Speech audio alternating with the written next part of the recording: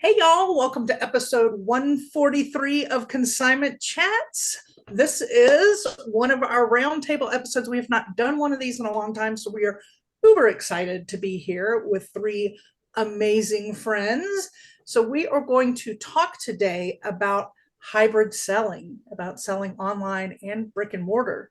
Talk about, I think we have some that may have done that, may be interested, may be curious. We're going to chat all about it. First, we're going to start and go around and let people give us a brief introduction of And themselves. don't forget, we're going to talk about buying outright. We're going to talk about consignment, about different ways to do it as well. Yeah. All the different business models of resellers. There you go. So I'm going to start, Melanie, with you. If you'll just give us a brief introduction of who you are in your business. My name is Melanie, and my business and life partner is Jill. And we've been doing this since 2017, and our business name is Retail Therapist. Love it. Jason? My name is Jason Spangler. I'm in Charlotte, North Carolina. I sell in a small niche of Boy Scout memorabilia, and I've been doing it since 2007. I sell on eBay and Shopify. Love it. Ashley? I'm Ashley, and I'm in Arizona. I sell on Kitizen and eBay. I do a lot of children's clothes, women's clothes, and also dishes. Ooh, that's a nice little grouping there. Yeah. All right, Lib, you want to start us off? I'm assuming everybody here knows who three of us are, so we won't introduce ourselves. Yeah, so I will. I'm Libby. I'm in the Scranton area of Pennsylvania. Yes, where the office is located. That's what everybody says. Oh, wait, where the office is. I'm like, yep. All right. So I have experience in all sorts of things: antique booths, buying outright, brick and mortar, running like a hybrid model with a brick and mortar and online. You name it. I think we pretty much run the gamut between Molly and I of different models we've used in reselling. Where I settled right now, where my comfort spot is online. After trying all these things, I do online and I do consignment. I buy outright didn't work great for me. It was a little bit too much work. So I like the consignment aspect of it. I will buy outright if I get a really good deal and somebody really wants to offload something. I will do that. We know how to do that. We're happy to answer questions about that. But that is kind of where I am today, and where I'm comfortable is online. I also did away with the antique booths that I sold in. Tried that. It was fun. It was just way more profitable for me to sell those items online than be running around and doing the antique booths. So that's where I've settled. But yeah. All right, Samantha, we'll let you do an introduction. Go for it. All right. I'm Samantha, and I'm in the Upper Peninsula of Michigan, basically Canada. And I sell mostly consignment. I sell it all online. However, I do a lot of local Facebook group stuff. So some of it's a lot of like local pickup and meeting people, and then the eBay and Poshmark and all that stuff. I am mostly consignment, especially in the wintertime. We have a long winter and very little thrift stores or garage sales. So I do kind of like to source, not really, but sometimes. And I will garage sale or auction. But otherwise, I just rather it come to me. I like consignment. There you go. All right, I'll give you a quick on me then. I'm Molly, and I pretty much piggyback on Libby. I work with her under her business, but I'm Jason's neighbor in Greensboro, North Carolina. And I do everything online. I do some consignment. I'm a little different, although I'm in Libby's business under her business name. I do love to source, so I do a lot of sourcing for my product, and much more of that and much less of consigning. So I kind of go the opposite of the two of them. When you introduced yourself, I thought you were going to say, hi, I'm Molly and I'm a sourceaholic. Yeah, right? That would be me. I really thought you were going to say that. Okay. That would be me. I'm actually in the 7-step program right now, and I am not sourcing. I am listing like a banshee. So y'all stay with me on this. Job. I'll take the pats on the back as I make it through this. Right. It's day by day with her, really. That's It really is. That's all we can ask. Yeah, Yeah. day by day. So as we talk about different business models and different ways to do it, what my philosophy has been in the past, couple years was to double down on what was working. And that's how I kind of modified or refines my model into online consignment with very little buy outright. So I just kept doubling down on what was working and putting my energy into what was working, my focus into what was working. So that's how I kind of landed on what I do now of online consignment, and I sell on eBay and Poshmark, along with live selling. So yeah, I kind of want to hear about, like, Melanie, you have a lot of different things going on. What is working for you and what that looks like when you source and find your product. And yeah, we're gluttons for punishment. We have zero boundaries when it comes to work, and we feed off of each other. But we actually, as far as our business model, it has like changed, through the years as we have learned and as our priorities have shifted. We're totally online.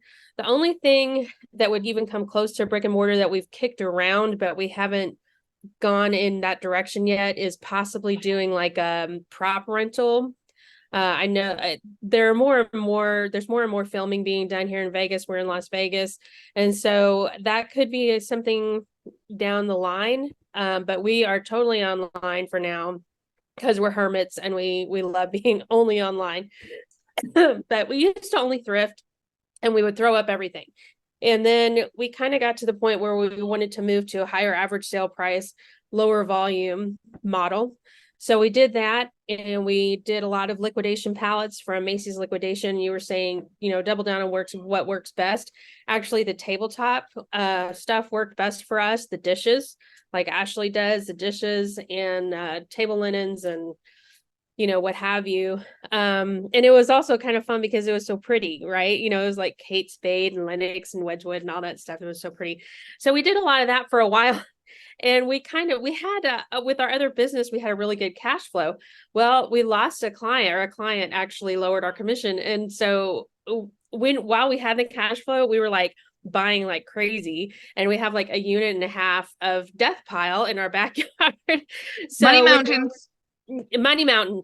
And let me tell you, we've been going through that Money Mountain, and we've been making some money on it. So anyway, when that other client, when we lost the income from the other client, we were like, okay, let's be responsible here. So we have been going through our Money Mountain.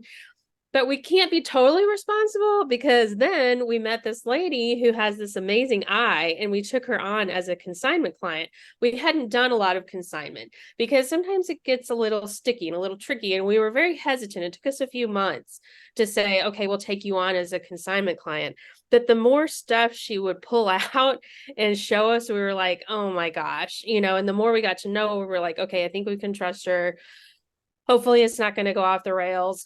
And it's been great. We started doing that with her in February, and I've seen some of those sales on your social media. Check out Retail Therapist, because they're incredible.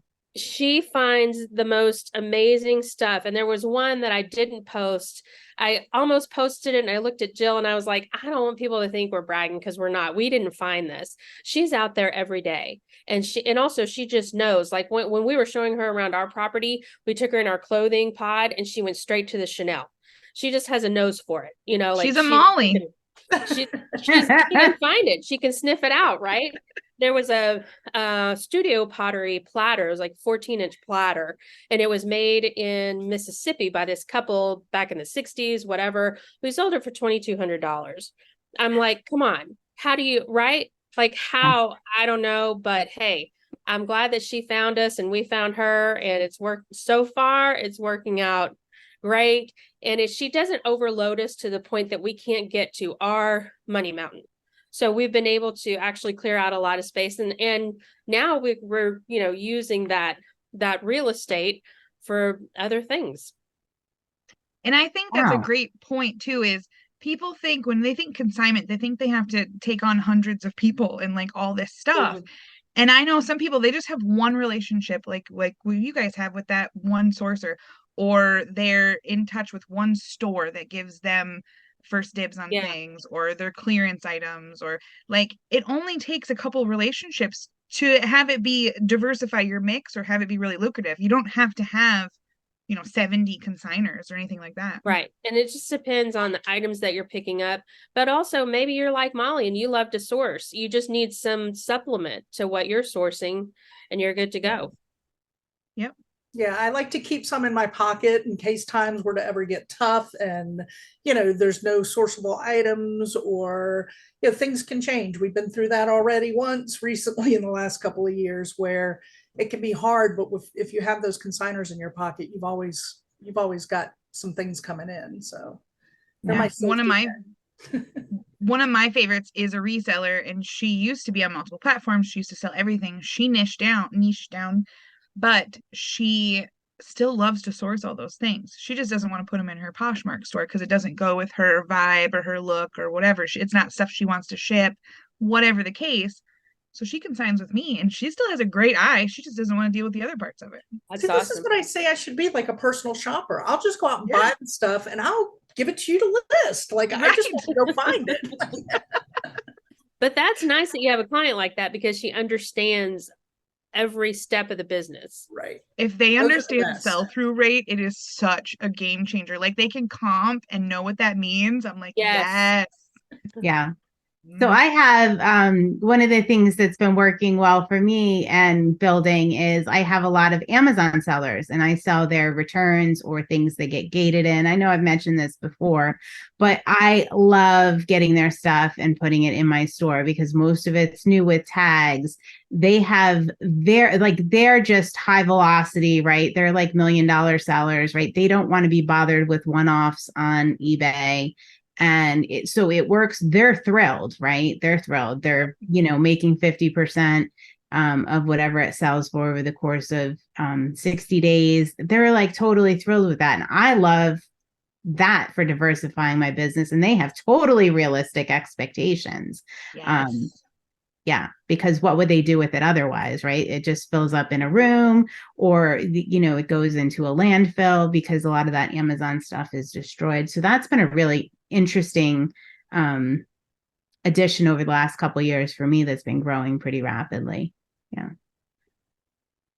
All right. So Ashley, tell us a little bit about your model and what's working, maybe things you have questions about or concerns. Well, I've been reselling for about a year now, so I'm fairly new to this business. Welcome. Well, thank you. And I've noticed it's a big thing in northern Arizona, so it sparked my interest. And then I met someone who cleans out estates, and I noticed, like, because I was a shopper more before. Okay. And I noticed that he only sell certain things. So I started asking, what do you do with the rest of your stuff? And he just drops it off at a Goodwill or his favorite charity shop. And I'm like, well, what kind of stuff are you just getting rid of? And he's like, it's good stuff. Williamson Sonoma dishes, Weatherford Crystal. And I'm like, oh, wait a second. You're dropping that stuff off at Goodwill. How about I sell it for you and give you half the profit? And he jumped on it. He's given me boxfuls of dishes and stuff he hasn't even gone through. And that's been great. And because of my son, I was getting into children's clothing. And I noticed that there's a huge market for high-end children's clothes. So I started learning about all these different brands and whatnot. And now not only do I dress my son better, but I have been finding children's clothing. And now one of my neighbors across the streets has tubs of children's clothes in her garage. And I'm like, I could sell that for you. So just getting into conversations with people has gotten me clients in order to sell. And I'm like, well, how can I get more clients? How can I put myself out there? I can tell you right now, the only thing I don't take is children's clothing. So if you shoot me all of your information, I can get some people in your direction that will mail you stuff. They're very upset that I don't take children's clothing. Well, Samantha, I'm happy to do that for you. No. We'll connect on that one. Children's clothing is very specific though, because you can't take any brands. You got to take those high-end brands.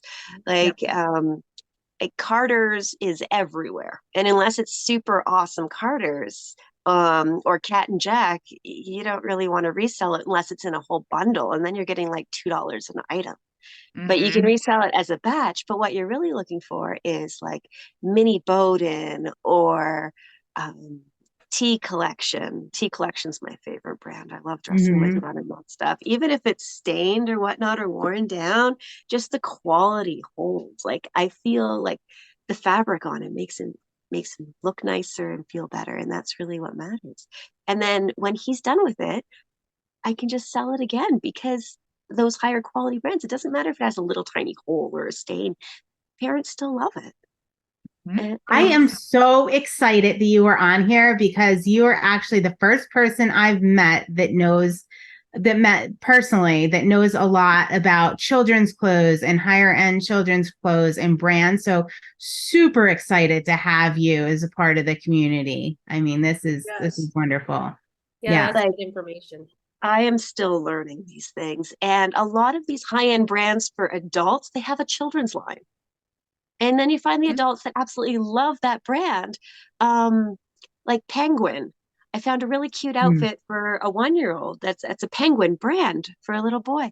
And the adults that love those brands, they want to dress their kids to match them. Like to wear like daddy son outfits that are matching is like super in. And those are hard to find. And that's the advantage of children's clothing. And people will pay up for that. Oh, all right. This is really cool. All right. So, my question to you is going to be, I don't know, everybody probably has the same question. All right. So you have this stuff coming in. Do you have a manageable amount of inventory now, or is it coming in faster than you can process it? Or what kind of stage are you at right now? Well, about a year ago, I had some relatives staying with me from Ukraine. And she had a couple of kids and I had my son. So I decided to order a couple of bales from a rag house of children's clothes. And the two of us went through it together and we started a market stall together because she's looking for things to do while she's in America.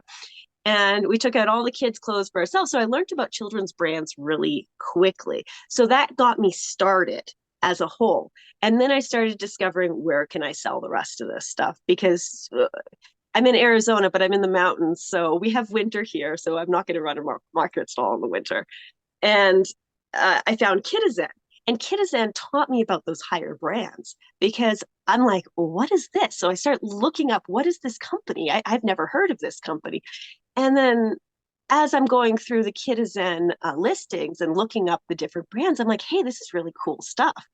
And then I go to Goodwill and source those things and just look at the tags. And you can kind of get to know tags as well. It's very similar to adult clothing where you see those tags. So I started out that way. And then I discovered that a lot of my neighbors are keeping, or a lot of my son's friends' parents are keeping their kids' clothes because people keep these tubs of clothes in their garages. And I just started saying, hey, I can sell this for you. So it's not that things are coming in as quickly. It's that I have to go through it sooner in order to find what is good, what would sell on these platforms, what is higher end, what did they get as a gift and not realize the value of this? Is this made out of bamboo? Is this made out of rayon? It's like, well, that bamboo stuff, parents are looking for that for hypoallergenic purposes for the kids. Like you don't want babies that have eczema to be putting on like synthetic fibers. And so things aren't really coming in as fast because I haven't been putting myself out there as much. I want to learn how to put myself, how do I approach other parents? How do I approach people for consignment stuff? That's really what I want to learn. Because now that I've learned the basics of the brands of what will sell and what's in demand, I want to learn how to approach people for consignment. How do I take things on? How do I store things differently than my stock? Because like I have my things all separated, but I have like a bin of somebody else's stuff, or some of the things are mixed in and I have to remember what's not mine. Mhm. Oh, you are That's in where I the get right stuck. place. I can tell you that you are in the right place for advice here. And I mean, we do have episodes on, putting yourself out there in different ways to attract clients or just, but basically the main way to do it is to just talk about what you do, and be very specific, very And I specific. put a little plug out there for Yeah. their coaching services. So I did a session with Libby and Sam, and they were amazing. I'm just gonna say, even if you want to do ongoing coaching, they offer that, or a one-time session just to kind of help with your immediate questions. I would say hit them up. Oh, thank you. Yeah. Very sweet. It was really fun. That was really fun to do. That's what we live for, right? Mhm. Yeah, we love it. Yeah. But yeah, I'm gonna piggyback on what Libby said. The biggest thing is just talking about what you do. I mean, I'll go to the doctor's office and they'll ask, what's your occupation? And I say, I sell people's unwanted things, and they go, what? And then that just gets that conversation going. I mean, you can literally anywhere you go, people ask what you do or where you work, and it can just, don't be afraid to talk about it. I sell used children's clothing, and then they're gonna look at you and go, huh? And you can then explain that you do it online and what your process is, and that will usually spark a nod to, or, somebody else. Hey, did you know that she does and once you get a couple, then they tell a couple more and they tell a couple more, and eventually you'd be like, please stop telling your friends. That's when they Yeah. end up in story time at the library and they tell all the people at the library who you are Mhm. and what you do. Yeah. Yep. She's giving me Starbucks money every month now, and all I have to do is give her the clothes my kid outgrows. Right. Like, Yeah. And I mean, it gets to the point where like I haven't put my magnets back on my car because people track you down when I've been stopped at traffic lights. Like people are like, roll down your window, like, hey. Yep. So like it can get a little overwhelming. So just, it might seem like, but because once that ball starts rolling, it gets out of control really, really quickly. I So want to ask this here's real a quick. question. Yeah. Go ahead. Ashley, do you have your consignor agreement? Do you have a consignor agreement to share with? Okay, that's step one before you Yep. go into all the others. That's step one. Yeah. Because you need to have your game plan before people come knocking at your door, especially because you have a niche, you know what you want, you know what you're looking for, and you can put all that in writing in an emailable, document to just say, this is what I'm willing to accept. These are my terms, and boom, you got it right there. Yep. And it's not a scary contract. It's not scary. No. I made it harder than it was when in the beginning. I'm sure Libby made it harder than it was in the beginning. Like we have a sample one at consignmentchats.com, and we again have tons of episodes where we talk about the different points that you should have in there. And yeah, you know what you want, and you can start out small, just taking, just a couple boxes at a time kind of thing, and having people test with some of your own items as far as your inventory structure goes, and like coming up with how to organize things. Take the next batch of stuff that you have, or a batch you already have, and figure out how you're going to separate that, and that's going to be test A, client A, and play around with all of that. So how do you sort out clients that want to get rid of their lower end items that you don't want to consign? How do you respond to people when they give you stuff and you're like, yeah, this is not what I sell? Just tell them no. You don't have, it's all about your time. That's the one resource you only have so much of. And so, this is good advice about the consignment thing. I'm glad you're already charging 50%. I think I told Libby and confessed one time that my first consignment, I only charged 10%, and I was paying the eBay fees. And so, 30. it's a long journey, but yeah, your time is so precious. So you have to really just be upfront with people and maybe tell them, hey, you could learn how to sell online and do this yourself. Think of some good answers. Yeah, I like that response a lot, Jason, to tell them if it's something you can't, hey, I'm willing to, point you in the right direction to sell those items yourself, but those aren't the items I have time for. Yeah. Now I offer for my consignment clients, I kind of offer a service because they don't want to sort through stuff and figure out what's high, and they don't know. right? Like they could have Chanel and Old Navy in the same bin. Like they just, it's just the way a lot of people work. And I think So that's I especially say with I will go kids. through your stuff, things over $20 in resale value. I will take on consignment and the rest I will donate for you. And I provide that service. But I also charge 60%. I earn 60% for my regular clients. So I'm kind of getting paid for my time, but I'm also not losing out on potential like people that just don't want to be bothered sorting. So kind of decide if maybe that's something you want to do, is offer that sorting service and donate, or whether you don't want to do that and you want to be super specific. I do that as well. Also, Kitizen, I don't sell on Kitizen. However, I did get a chance to talk with the CEO a couple times, she's fantastic. Love her. Yes, she's so great. I had no idea she was the CEO for our first like 20 minutes of the conversation. They have amazing brand list of like what's trending, what's hot, what's this, what's that. And that is something that you could incorporate too, is like, these are the brands that I'm looking for this season. If you know that you have these, otherwise, and then you could offer like Libby and I do, where, just drop everything off. We'll sort through it. You can trust us to determine what's worth it and what's not. Yeah. Good idea. I like love that that. idea, because I was thinking about sitting down for tea with them and going through items one by one. And I'm like, well, that would waste my time and theirs, wouldn't it? Yes. Oh God. And yeah. then that would also that might hurt them too, because especially with kids stuff, because you hold it up and you're like, well, no, this is going to be in the donate pile or the no pile. And they're like, but that was Jimmy's first tracksuit from whatever. And they get, the emotional ties that come with that too. And yeah. That's a really good point. That's a really the emotional, aspect of it. I didn't even think about that. Before I was a reseller, my first garage sale where I decided I'm not having any more kids. I think Maria was about 4. We were done. I cried during most of the garage sale. My husband got a crash course in garage sale etiquette because I was in the back of the garage bawling my eyes out every time somebody bought one thing. And he was like, 50 cents, please. Just you can have it. Just go.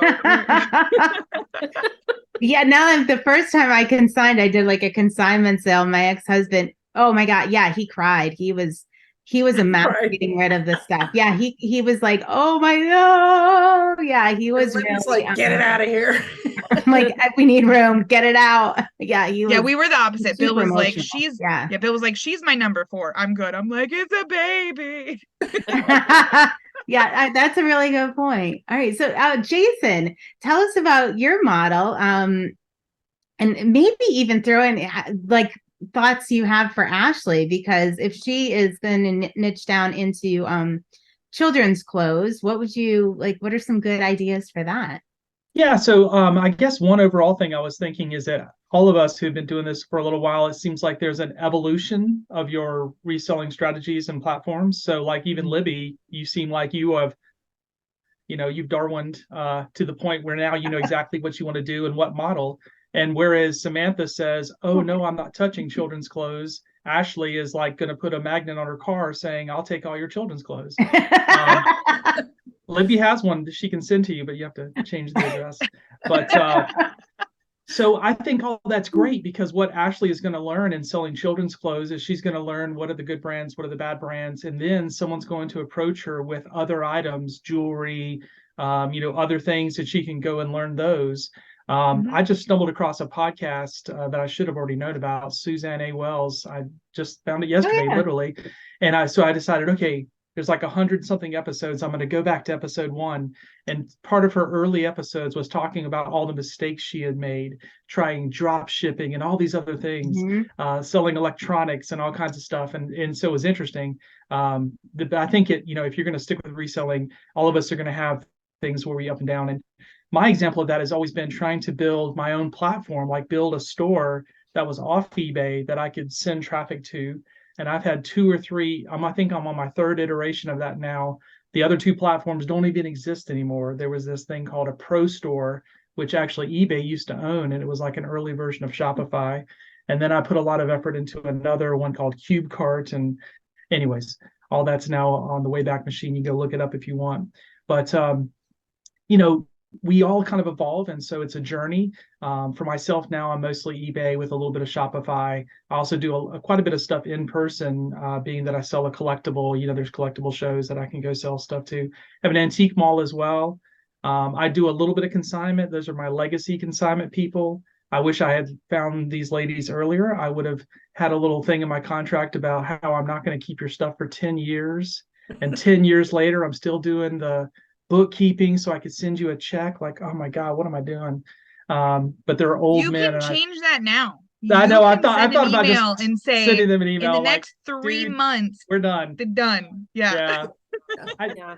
10 years. I mean, that was a pretty good run. That's a pretty good run. I don't think anybody can complain about that. Sadly, the only ones I've let go are the ones who died, which is like, then I write the widow and say, well, here's a check and we're done. Yeah. Anyways, so don't get caught in that. But and I've also had this has not been mentioned, although Samantha has whole episodes about it. I've done really well on Facebook. If you're selling a collectibles niche, there's going to be a lot of collectible Facebook groups for that niche. And so I just happened to have helped start one in 2012, and I'm an admin for it. And so literally this week I got back into posting stuff on there, and a couple things I sold within 5 minutes, and that was just so fun to do, but it's just more time consuming. It is. So yeah, I think it's really interesting, all these different models. But it's a journey, and again, I'll go back to this word of evolution. We all kind of go through an evolution of our strategies and what works. And That don't is be afraid to get rid of something if it's not working for you. Like, Yes. I think we've all hung on to things like way too long. I definitely have. Things that aren't working. Like sometimes it's okay to say bye-bye, right? Like you're not making me money. I'm putting too much time into you. And you really have to just kind of narrow your focus as you go. Don't be afraid to, it might be working for Samantha. It's not working for me, and that's okay. Yes. Can I say one thing about that, Libby, is that Yeah. I think in listening to all these other, YouTube people, the funny thing is people will talk about eBay and they'll say, oh, I tried blah, blah, blah, blah, blah, blah, blah. But you know how it always ends up? They end up back on eBay. They get frustrated with eBay. They get angry at eBay. They get mad at eBay and they quit eBay, but they always seem to come back to eBay. So, this is not a plug. I don't own stock that I know of in a mutual fund, but, don't, I guess eBay is a 4-letter word, right? Yeah. you can't beat billions of views. Like that's all it It's worldwide. billions. Yes. I know. The Another thing that was interesting about reselling in general that we learned right away was that we're not really in direct competition with each other, because one thing sells well for us that doesn't sell well for somebody else. It's kind of this weird phenomenon. We can sell clothes all day long, but we can't sell gaming systems to save our life.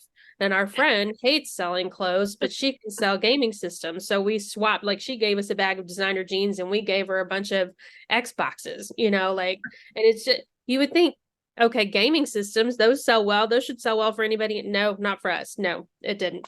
Mm-hmm. That it is true. I mean, I've had people give me board games. They're like, I've had this sitting in my store for years. You're not gonna be able to sell it. And I maybe photograph it different or part it out or do whatever, and I can sell it just fine. So yeah, it just depends. We all have different audiences within the big audience. Another thing, Ashley, is now you're already online, and we know that has the most viewers and the most profit potential. However, in order to get your name out there, if there's like a mom-to-mom clothing swap or like flea market type thing going on in your area that's like down into the clothing thing with kids, that might be something to sign up for, and just take some of your stuff, especially some of maybe your lower end stuff or whatever, showcase a couple of your other items, but just so you can go and talk to the other moms and get your name out there and tell people, not necessarily to sell stuff, but more of the networking aspect of it. I think the networking aspect of it is more fun sometimes. For sure. Yeah. It's a great idea. I've seen those. I've never attended one. So next time one comes up, I think I'm going to. Yeah. Bring some donuts and cookies and just hang out with the girls. You don't even have to sell anything. It's fine. No, I'll bring my Goodwill donation bag of the stuff. I'm just like, this is not worth my time, and just be like, Exactly. everybody can take what they want. There you Yep. go. Yeah. That'll start it going. Yep. So I'm curious, like we all, and it sounds like all of us have different, like incorporate different strategies. So consignment versus buy outright. What, Jason, I know you just have legacy consigners really, and you generally buy outright. So what did your decision-making process in that transformation kind of look like? And what were some factors involved in that? Yeah, so I think that one thing you mentioned, which maybe I had not even thought about, is that doing consignment early in this journey allowed me to get the capital, the money, right, to then become someone who could go buy outright. And so I think consignment for me, the problem was that, well, probably number one, I had lousy consignment deals because I wasn't very good at it. But just doing all the work and then having to write that big check at the end of the month to the consigner, and realizing that they were really, that I wish I was in their shoes, not doing anything, getting all the money seemed like a good deal. But for me, it became having a way to source collections and things that I could buy. So for me, that has been getting online, doing YouTube videos, a podcast, an email newsletter in my little niche, again, collectibles niche, but being kind of someone that was a known person in that hobby. And then that just naturally attracted people when they were ready to sell their collections, that they would contact me and allow me to buy it. So among, of the people who contact me, I don't buy from everybody because not everybody's really ready. Or some people are like, well, I don't know, I saw that on eBay, sell for this. I'm like, okay, you're not the right person for me. But, some people are. So you can definitely make a lot more money buying outright, but you also have to have the capacity to store all this stuff. And then just also the processes to get it listed quickly, or else you're going to have some Melanie death piles in shed number 5 in the back lot.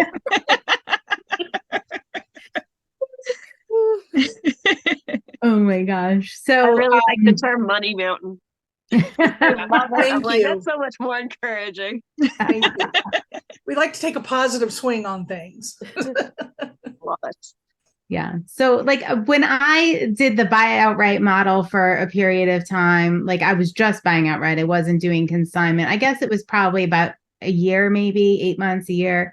I ran into problems because processing the items like right on the spot and having to offer somebody 20% of retail, like people were fine with what I was offering them, but I was finding out like I'm putting out all this money and then I might find a stain after the fact, or I had to authenticate something on the spot and maybe I didn't do it correctly. And it was really a lot of pressure to be able to do that and put that money out and then, just lose some of that. I mean, some of this stuff was unsaleable just because I missed a small hole or whatever, a small stain, or it wasn't authentic. So that's kind of why I got away from that and got back into consignment. It was just the difficulties with that. Have any of you, Melanie, I know you've bought outright. Jason, you buy outright. Did you have any concerns like that or helpful ways to maybe manage that instead of doing consignment? I think just for us, it just came down to just you have to be mindful, slow down, don't worry about taking too much of their time, whatever, because it's going to come down to dollars and you've got to be careful. We did during lockdown. A lady that does estate sales here in Vegas called us and she said, I can't do an estate sale. But there's this, she was actually one of the very first Las Vegas showgirls and she had passed away and her sons were going through her estate. And she said, she offered us the opportunity to come and buy out her like everyday clothes. We didn't get any of the costumes, unfortunately, but just like her everyday clothes. Well, it wasn't her condo was not very well lit and they were all still in the closet. So I just kind of looked, I looked through them as best as I could and we made her a very fair offer.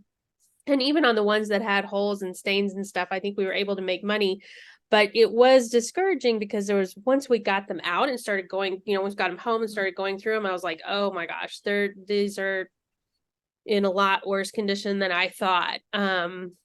but luckily we were able to still turn a profit on that. And I think also for us in that particular instance, it was about building a relationship. So, keeping that in mind as well. But we got very fortunate early on. One time Jill responded to an ad on Marketplace. She was just going to go buy a mid-century lamp. And she got to talking with this lady, and she was selling on eBay since 95, since the very beginning, right? So she knew. She'd been, a student this whole time, and she really knew.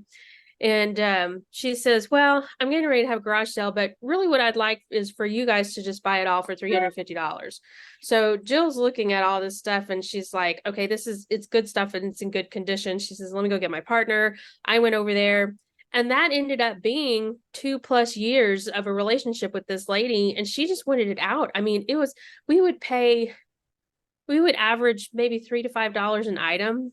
And our average sale price on her stuff was at least 20. Some of it was, we had this really cool geode table, I think, that we sold for like 1,000, but it was just we've lucked out. I mean, Jill has racked up so many karma points that I just kind of ride on coattails. We've been very fortunate so far.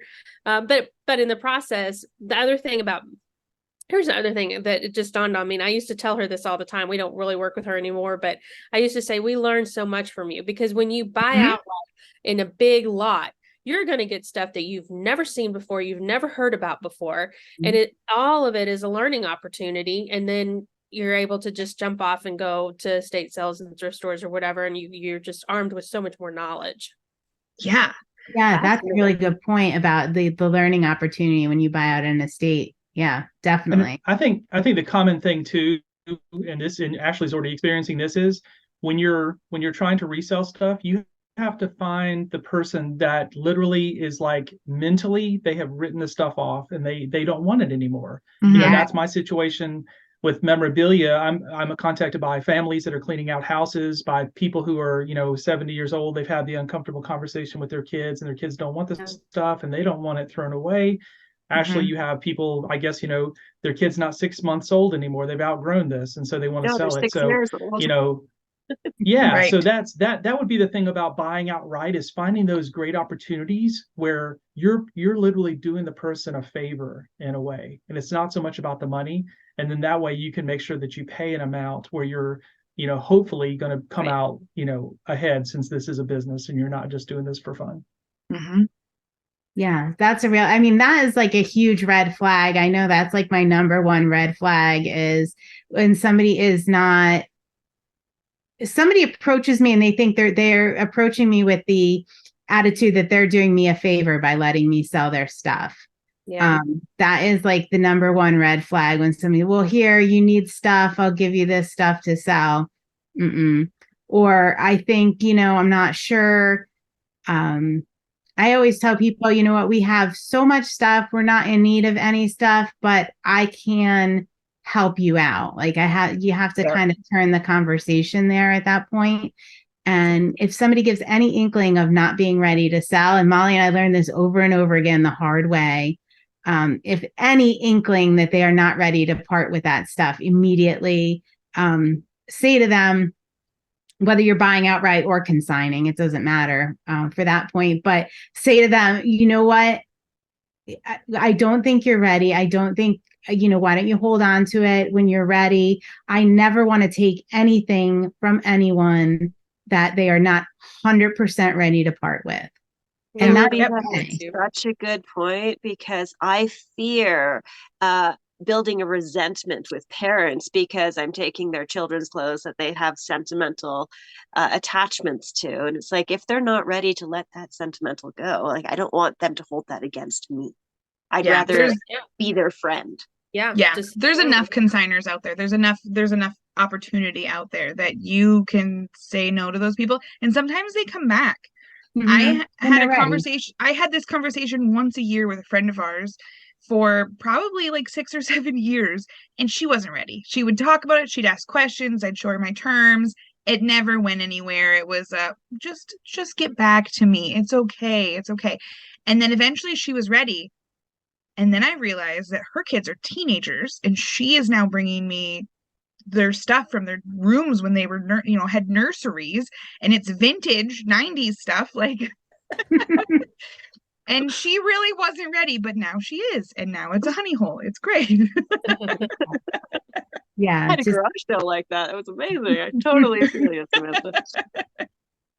Yeah, so definitely, I think that whether you're consigning or buying outright, just being able to say no and say, why don't you just get back to me? I'm going to be here. Yep. It's just not the right time for you. I want to make sure you are 100% ready to let go of these items. Yeah, I'll tell one story on myself because it's just literally ongoing. I have a family in the Northeast where the brother died, and they've been reaching out to me about the collection. And I've done a FaceTime video with the sister looking at the stuff, and I've talked to them. But they wasn't their stuff, and so they don't really know what it's worth. But they're very mistrustful of anyone coming in and buying it because they don't believe that anyone would give them a good deal. And so I basically told them, I'm not the right person for you, because there's no way I'm going to drive all the way like 8 or 10 hours to come look at this stuff, and you're not ready to sell it. So For sure. I don't usually do this because I'm always very excited about buying these collections, but I've told them no, and that's really hard to do, but it was definitely the best thing for my business. Yeah. Just saying, like, it's really just not a good fit. Like, we have to have a mutual, a trust. Right. Because there's nothing worse. We had this happen in the storefront where somebody came in with this high-end handbag they thought they were ready to let go of. Oh. They leave it, and you go through, you meaning I sat there and went through all the research to authenticate and get it listed and photograph it. And it was up, and a week later she comes in, I want it back. I made a mistake. Right? Like And that's when you grab all of their stuff and say, here you go. Here you go. Yeah. So do you ever charge people for your time when that happens? We had, Libby, what was our system? They could buy it back from us. They could buy it back from us. But not, it wasn't at the listed price. But it was enough to cover our fees and time. Yeah. We wouldn't just give it back at that point because the work was done. They'd have to buy it back.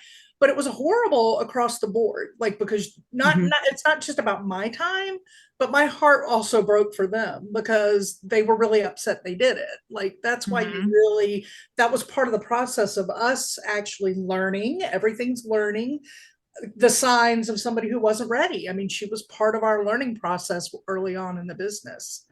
Yeah. So, you got to really listen to what they're saying and how they're saying it so that you don't get caught up in that mistake. Yeah. I mean, I can't, like, that is the number. I would say that's like number one after you get your agreement together is learn to see those things and listen to people. And if they're not ready, you will save yourself so much time, energy, money, heartache by just saying not a good fit. Yeah. And I think the biggest thing to avoid those situations to begin with is once you have your agreement ready and you know for sure your terms, which sounds like you're well on your way to that, is to just be super transparent with it. Like, whether you're going to do pop-up sales or online or whatever it is, just let them know these are the things I'm looking for. This is how my style works. This is when they expire, and just be open with all of it. I do lots of different things. I'm online all the time, but sometimes I'll have a community garage sale and I will reach out to those people that I know have the lower end things that I usually auction locally or I do in bulk. And I'll reach out to them and say, I'm going to have a garage sale. Your stuff is going to sell for $1 a piece. Like, that's the general, it's going to be a cheap one. However, I can take your whole garage full of stuff this weekend and we can get it out of here for you. Like, if you're upfront about that, everything's fine. If they think you're taking their garage full of stuff and you're going to put it on Kitizen, they're not going to be happy. Right? That you sold it in the yard sale. Yeah. Yeah. True. Yeah. No, Right, I don't think I have the heart to do that. I know. I got to learn more about Kitizen from you at some point, Ashley, since you've been in it, because I keep wanting to jump over there. I've got a lot of children's things I need to move over there. And after talking to the CEO and falling in love with her, I keep saying I'm going to take that leap. So I'm going to reach out to you when I get back from vacation so we can I can pick Ooh. your brain on that, learn It's gonna be something. nice and relaxed and ready for a new start. That's right. Ready to take the next leap. But y'all, this has been so much fun. This is all of us doing what we love, talking about the business that we love, and having more friends come do it with us. It's not just the three of us chatting our heads off. So it's nice to have the three of you. We can't thank you enough for joining us. Thank you. We'll be doing another roundtable in the near future. I know this was our longest break between them, but we will have some more in the future, right, ladies? Oh yeah, we have some good Yes. topics coming up too, for sure. If All there right, are so- if there are brick and mortar store people listening and they're like, "Wow, I didn't feel represented. I have questions. I have input." Comment below and then let's get another one going. We want to hear Gotcha. you. We invite you here. We probably have to do it at off hours because brick and mortar store owners are do. definitely not available at this time we're doing this recording. Correct. And we So would do that comment and for let you. us know when we should do that too. We would We're do a little more that for you. flexible. Yes. All right. Does everybody have a cup near you? Because we got to do our do. cheers leaving out. If do. not, find something that will represent one. Let's see. Oh, Is there Jason we gonna have a go. Boy Scout mug? Well, no one Oh has. no, That's it's not even perfect. Boy There you Scout. go. It used to be All a right. cup. Until next time. Cheers. Cheers. Thanks for joining Libby, Molly, and Samantha, the ladies of Consignment Chats, as we build a resourceful community of collaborative resellers. Find all the ways to connect with us on consignmentchats.com. Episodes are available on YouTube and anywhere you get your podcasts. In addition, join our free private Facebook community.